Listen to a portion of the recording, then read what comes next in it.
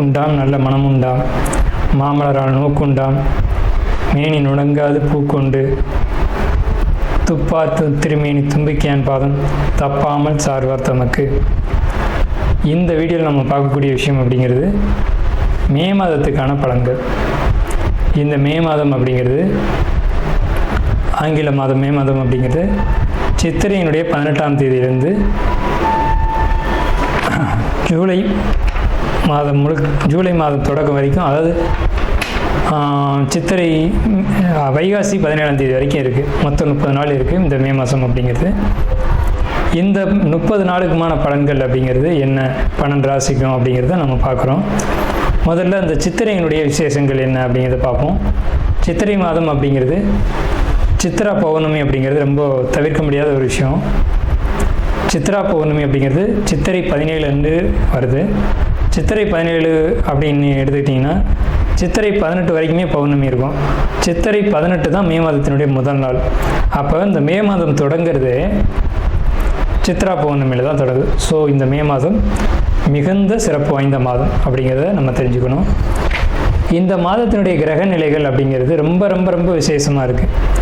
என்ன விசேஷமாக இருக்குது அப்படின்னு கேட்டிங்கன்னா, மேஷத்தில் வழக்கம் போல் எல்லா சித்திரை மாதத்திலும் சூரியன் உச்சமாக தான் இருப்பார். ஆனால் இந்த வருடம் மட்டும் செவ்வாய் ஆட்சி பலம் கொண்டு அதே வீட்டில் இருக்கார்.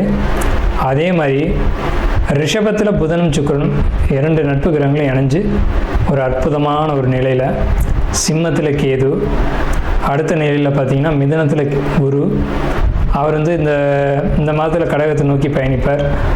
அதே மாதிரி கும்பத்தில் ராகு, மீனத்தில் சனி. இந்த மாதிரியான விசேஷம் கொண்ட ஒரு கிரக அமைப்புகள் இந்த மே மாதத்தில் அமைஞ்சிருக்குது அப்படிங்கிறது 12 ராசிக்குமே ரொம்ப ரொம்ப ரொம்ப சிறப்பான பலன்களை கொடுக்க இருக்குது.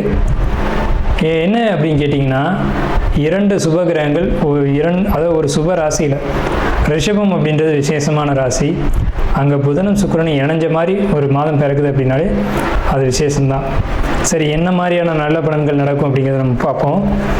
இந்த சித்ரா பௌர்ணமியினுடைய விசேஷங்கள் என்ன அப்படின்னு பார்த்தீங்கன்னா, சித்ரா பௌர்ணமி அன்னைக்கு தான் சித்திரகுப்தனுடைய வழிபாடு நடக்கும். சித்திரகுப்தன் அப்படிங்கிறது யாருன்னு கேட்டிங்கன்னா, யமனுடைய பிஏ, அதாவது அசிஸ்டண்ட். இவர் தான் பாவ புண்ணிய கர்மா கணக்குகளை கையில் வச்சக்கூடியவர். ஸோ இவரை வழிபடக்கூடிய நாள் தான் சித்ரா பௌர்ணமி. அது மட்டும் இல்லாது ஒவ்வொரு குடும்பத்திலையும் அந்த குடும்பத்தினுடைய கன்னி தெய்வங்களை வழிபாடு பண்ணக்கூடிய மாதம்தான் சித்ரா பௌர்ணமி. சித்ரா பௌர்ணமி என்று விசேஷமாக அவங்கவுங்க குடும்பத்தில் கன்னி தெய்வங்களை எடுத்து வழிபாடு பண்ணுவாங்க. நம்ம வேணால் கன்னி தெய்வங்களுடைய வழிபாடு எப்படி அப்படிங்கிறத ஒரு தனி வீடியோவை கூட கொடுப்போம். ஸோ கன்னி தெய்வ வழிபாடு அப்படிங்கிறது ரொம்ப விசேஷமானதும் கூட, முக்கியத்துவம் வாய்ந்ததும் கூட.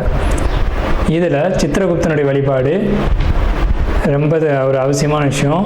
அதே மாதிரி திருவண்ணாமலை கிரிவலம், அவரவருடைய குலதெய்வ வழிபாடு. இதில் ரொம்ப குறிப்பிட்டு பேசணும் அப்படின்னா அன்னதானம் கொடுக்கறது. இந்த சித்திரை மாதத்தினுடைய ஒரு உக்கிரமான காலகட்டத்தில் அன்னதானம் கொடுக்கறத காட்டிலும் நீர்மோர் கொடுக்கறது, தாகத்துக்கு தண்ணீர் கொடுக்கறது, இதெல்லாம் ரொம்ப ரொம்ப விசேஷம். ஸோ அவங்க வயிறு குளிர்றது போல், மனம் குளிர்றது போல் உங்களுக்கு கர்மா தீர்க்கப்படும் அப்படிங்கிறது முக்கியமான விசேஷம். ஸோ இது முக்கியமான விஷயம். அதே மாதிரி இந்த சித்திரை மாதத்தில் கத்திரி வெயில் அப்படிங்கிறது மே மாதம் 4ஆம் தேதி அன்னைக்கு மே 28 வரைக்கும் இருக்கும். இந்த 25 நாட்களும் மக்கள் அதிகப்படியாக யாரும் வெளியில் வராமலும் சில விஷயங்களை தவிர்த்துக்கவும் வேணும்.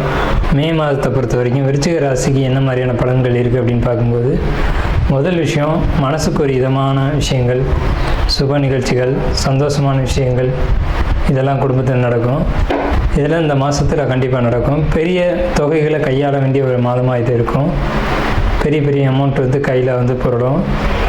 அதே மாதிரி நகைகள் வாங்கக்கூடிய அமைப்பும், நகையை பர்ச்சேஸ் பண்ணக்கூடிய காலகட்டங்கள், ஆபரணங்கள் வாங்கிறது, அதே மாதிரி அணியிறது, இது மாதிரியான விஷயங்களும் லக்ஸரியான பொருட்களை வாங்கி அணுகக்கூடிய ஒரு மாதமாக இருக்கும்.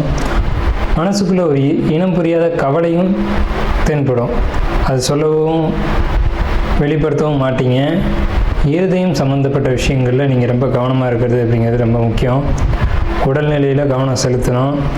மன அழுத்தங்கள் வருவதற்கான சூழ்நிலைகளோ அதுக்கான ஒரு அமைப்புகளோ நிச்சயம் இருக்கும். நீங்கள் மனம் அழுத்தம் வராத அளவுக்கு பார்த்துக்கணும். நுரையீரல் இருதயம் சம்மந்தப்பட்ட பாதிப்புகளுக்கு இடம் உண்டு. ஸோ அந்த மாதிரியான விஷயங்களுக்கு இடம் கொடுக்காம பிராணாயாமம், யோகா அப்படின்ற விஷயங்களை நீங்கள் கடைப்பிடிக்கணும். திருமணம், குடும்ப வாழ்க்கை போன்ற விஷயங்கள் விட்டு அது இந்த மாதிரியான விஷயங்களை பொறுத்த வரைக்கும் விட்டு கொடுத்து தான் போகிறது ரொம்ப பெட்ரு. உங்களை விட உங்களுடைய வாழ்க்கை துணைக்கிட்ட அதிகமான ஒரு விட்டு கொடுக்கும் தன்மை இருக்கும். அதை நீங்கள் புரிஞ்சுக்கணும். குடும்ப வாழ்க்கைக்குள்ளே சில சங்கடங்கள் வந்தாலும் கூட அது ஒரு என்ன சொல்கிறதுங்க, உங்களுக்குள்ளே அது ஒரு அண்டர்ஸ்டாண்டிங் வலுப்படுத்துமே தவிர குறையான ஒரு விஷயங்களை சொல்ல முடியாது. ஆனால் மனசுக்குள்ளே ஒரு தேவையற்ற ஒரு அச்சம், கவலை, ஒரு மன அழுத்தம் போன்றவைகள்லாம் இருக்கும். ஆனால் ஒரு ஆடம்பரமான லக்ஸரியான காலகட்டம் தான். விருச்சிக ராசியை பொறுத்த வரைக்கும் மே மாதத்தில் ஒரு பலமான மாதம்னே சொல்லணும். ஜாப்பில் இருக்கக்கூடியவங்களுக்கு ஒரு முன்னேற்றத்தை கொடுக்கும். குறிப்பாக இயந்திரம் இந்த இயந்திரம் இரவு வேலை செய்யக்கூடியவங்க இவங்கெல்லாம் பொறுத்த வரைக்கும் ரொம்ப பாசிட்டிவாக இருக்குது. அதே மாதிரி காவல் பணி செய்யக்கூடியவங்க, யூனிஃபார்ம் சர்வீஸ் பண்ணக்கூடியவங்க இவங்களுக்கெல்லாம் ஊதிய உயர்வுகளும் வருமான உயர்வும் கண்டிப்பான முறையில் நிச்சயமாக இருக்குது. தொழில் சம்மந்தப்பட்ட வகையில் தொழில் பண்ணக்கூடியவங்களை பொறுத்த வரைக்கும் சில சிக்கல்களையும் சங்கடங்களையும் தொழிலில் சட்ட ரீதியாக சந்திக்க வேண்டி வரும். சட்ட ரீதியான தொழில் சங்கடங்களை சந்திக்க வேண்டி வரும். ஸோ அந்த விஷயங்களை பொறுத்த வரைக்கும் மட்டும் அந்த மாதிரியான ஒரு விஷயங்களுக்கு இடம் கொடுத்துடாமல் எதையுமே ஒரு சட்ட ரீதியான ஒரு அமைப்பில் நீங்கள் அணுகுறீங்க அப்படின்னீங்கன்னா ரொம்ப ஒரு பாசிட்டிவான ஒரு அமைப்பை நீங்கள் மே மாதத்தில் கண்டிப்பான ஒரு விதத்தில் பார்க்கலாம். நாம் இதுவரைக்கும் பார்த்த ராசி பலன்கள் எல்லாமே பொதுவான ராசி பலன்கள் தான், 12 ராசிக்குமே. அப்போது உங்களுடைய தனிப்பட்ட பிறப்பு ஜாதகம் அப்படிங்கிறது உங்கள் ஜாதகத்தில் தனிப்பட்ட பலன்களை கையில் வச்சுருக்கோம். உங்களுக்கு ஜோதிடம் சம்பந்தமான சந்தேகங்கள் இருந்தாலும் சரி, அல்லது ஜோதிடம் பார்க்கணும் அப்படின்ற எண்ணங்கள் இருந்தாலும் சரி, இல்லை ஜோதிடத்தில் சந்தேகம் இருக்குன்னு நீங்கள் நினச்சாலும் சரி, நம்ம நம்பர் கீழே ஸ்க்ரீனில் தெரியுது. அந்த நம்பருக்கு காண்டாக்ட் பண்ணி நீங்கள் எந்த நேரத்தில் வேணாலும் நம்மக்கிட்ட பேசலாம்.